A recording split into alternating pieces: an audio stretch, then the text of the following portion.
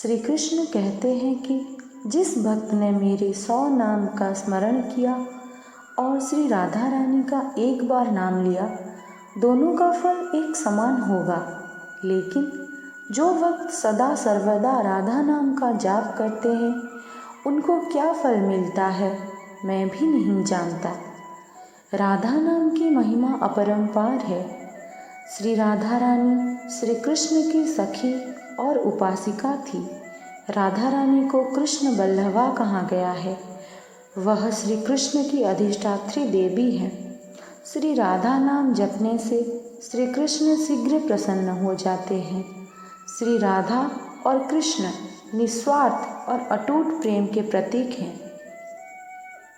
श्री राधा नाम स्मरण करने से ही हमारे जीवन समस्त सब व्याघा बाधा ही मिट जाते हैं और राधा नाम लेने से करोड़ों जन्मों के लोक दोष, पाप और शुभाशुभ कर्म रोगों से मुक्ति मिल जाती है।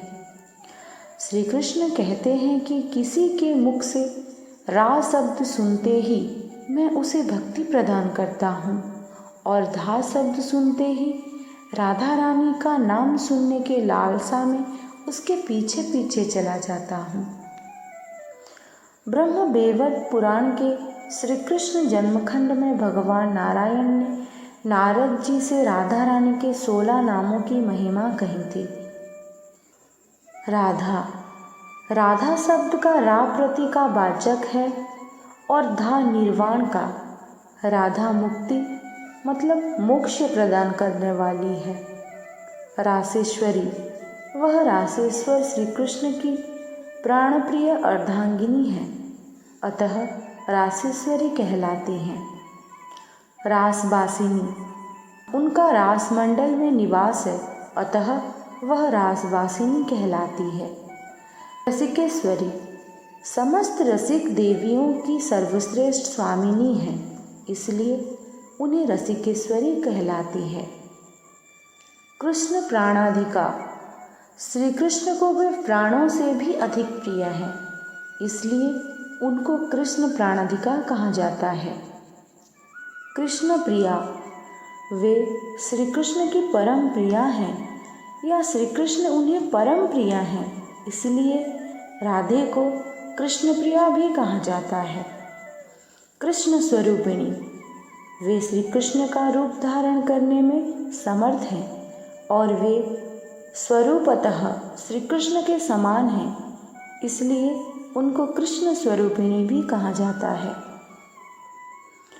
कृष्ण वामांगना भूता, वे श्री कृष्ण के वामा अंग से प्रकट हुई हैं, इसलिए इन्हें कृष्ण वामांगना भूता भी कहा जाता है। परमानंद रूपिणी, राधा भगवान की परम आनंद स्वरूपा आह्लादिनी शक्ति हैं, इसलिए उन्हें परमानंद रूपिणी भी नाम से जाना जाता है।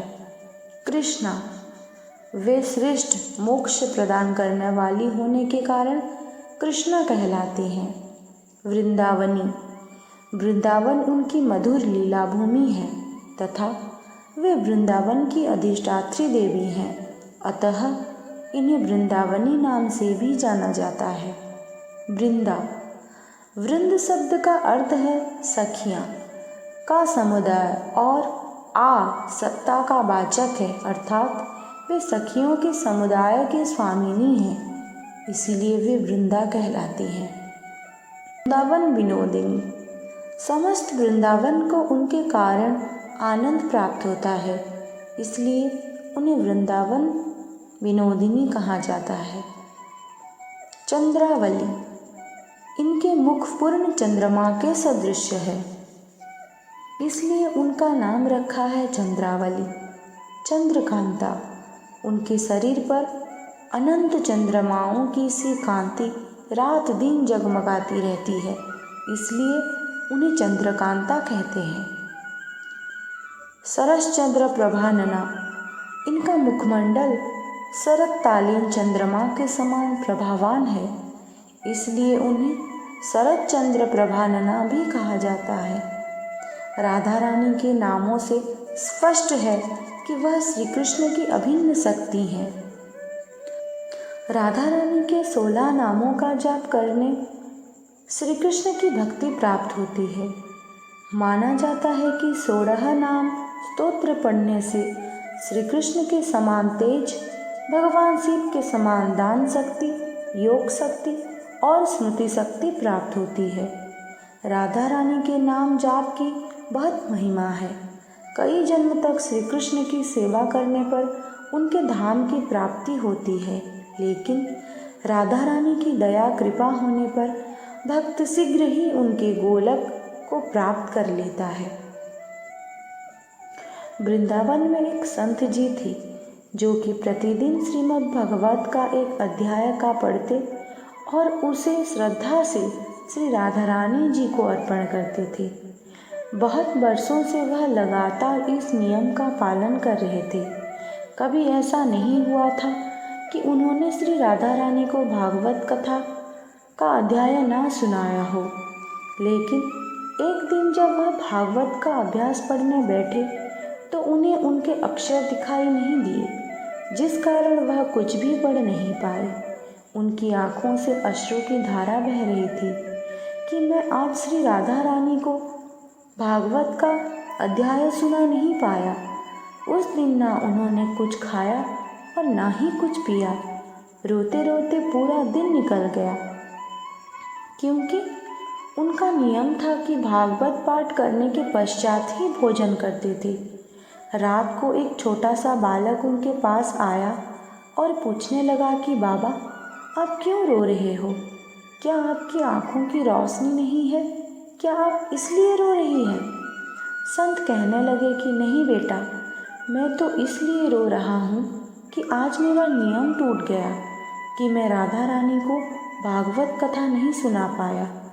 लड़का कहने लगा कि बाबा, मैं यह पट्टी अपनी आँखों पर बांध देता हूँ, आपकी आँखें ठीक हो जाएगी।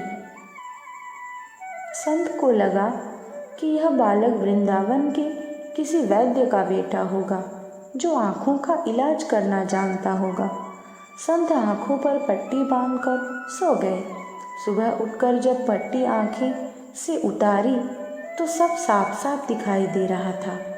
संत बहुत प्रसन्न हुए और सोचने लगे कि देखूं, बालक ने पट्टी पर ऐसी कौन सी औषधि लगाई थी कि एक बार में ही पट्टी बांधने से ही मुझे साफ साफ दिख रहा है। संत जी ने जैसे ही पट्टी पर नज़र दौड़ाई, उस पर राधा रानी का नाम लिखा था।